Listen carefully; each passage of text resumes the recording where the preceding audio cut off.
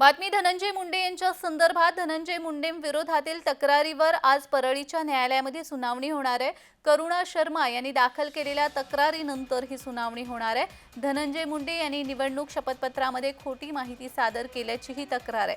नुकत्याच झालेल्या विधानसभा निवडणुकीमध्ये मंत्री धनंजय मुंडे यांनी आपल्या शपथपत्रामध्ये खोटी माहिती दिल्याबाबतची तक्रार करुणा शर्मा यांनी परळीमधील फौजदारी न्यायालयामध्ये ऑनलाईन पद्धतीने दाखल केली होती। त्यानंतर न्यायालयाने धनंजय मुंडे यांना कारणे दाखवा नोटीस बजावली होती। तर या संदर्भात अधिक माहिती देण्यासाठी आमचे प्रतिनिधी अमीर हुसेन आपल्यासोबत जोडले गेलेले। अमीर, या संदर्भातला काय अधिकचा तपशील आहे?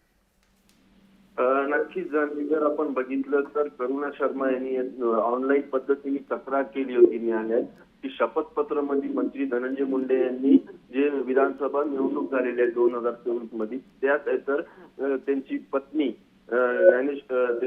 ज्ञानेश्वरी मुंडे यांचे 3 मुलं व करुणा शर्मा यांचे 2 मुलं असं शपथपत्रात दाखल होतं। पण करुणा शर्मा यांचं नाव नाही म्हणून करुणा शर्मांनी ऑनलाईन पद्धतीने एक अर्ज हे दाखल केला होता।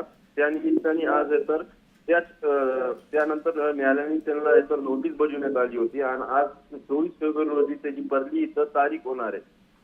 जान्हवी जी जी अगदीच अमीर, ही सुनावणी कधीपर्यंत होणार? जर आपण माहिती घेतली आहे हे सुनावणी 12:30 ते 1 दरम्यान होणार आहे। करुणा शर्माचे जे वकील आहेत ते संभाजीनगरहून येणार आहेत आणि त्यानंतर ते सुनवाईला जातील आणि त्यानंतर आपल्याला कळेल नेमकं हे प्रकरण पूर्ण काय आहे, न्यायालयाने काय दखल घेतलेली आहे आणि नोटीस जे बजावली होती याच्यावर काय न्यायालय बोलतील ते आपल्याला 12:30-1 पर्यंत कळून जाईल। जान्हवी अगदीच धन्यवाद आमिर दिलेल्या सविस्तर माहितीसाठी।